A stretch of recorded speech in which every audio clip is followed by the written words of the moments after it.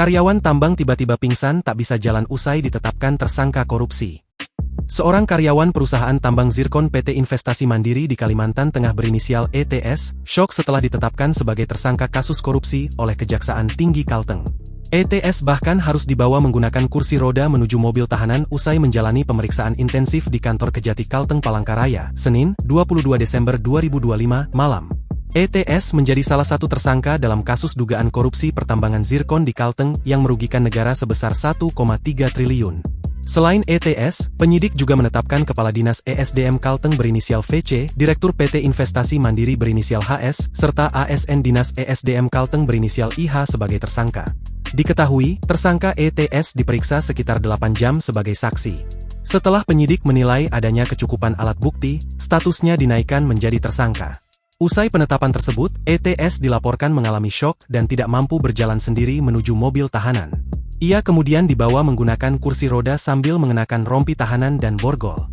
Asisten Tindak Pidana Khusus Kejati Kalteng, Wahyudi Eko Husodo, menjelaskan ETS merupakan karyawati yang menjadi orang kepercayaan Direktur PT Investasi Mandiri, HS. Tersangka ETS diduga turut serta melakukan penjualan zirkon dan mineral turunan lainnya baik domestik maupun luar negeri yang tidak sesuai dengan ketentuan yang berlaku, kata Wahyudi. Ia menambahkan, ETS juga diduga memberikan sesuatu kepada pegawai negeri terkait penerbitan persetujuan rencana kerja dan anggaran biaya serta penerbitan pertimbangan teknis perpanjangan izin usaha pertambangan operasi produksi PT Investasi Mandiri. Wahyudi menegaskan, sebelum dilakukan penahanan, penyidik telah melakukan pemeriksaan kesehatan terhadap ETS. Hasilnya, dokter menyatakan kondisi tersangka masih dalam keadaan sehat. Memang yang bersangkutan punya riwayat asam lambung tapi sudah dicek tensi juga dan masih dalam batas normal. Kami juga sudah berkoordinasi dengan rutan perempuan di mana petugas kedokteran di sana juga sudah ada, jelasnya. Ia pun membenarkan kondisi syok yang dialami ETS usai ditetapkan sebagai tersangka.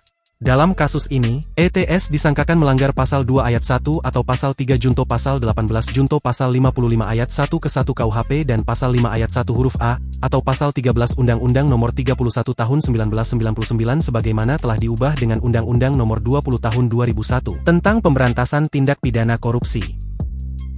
Download Tribun X sekarang, menghadirkan lokal menjadi Indonesia.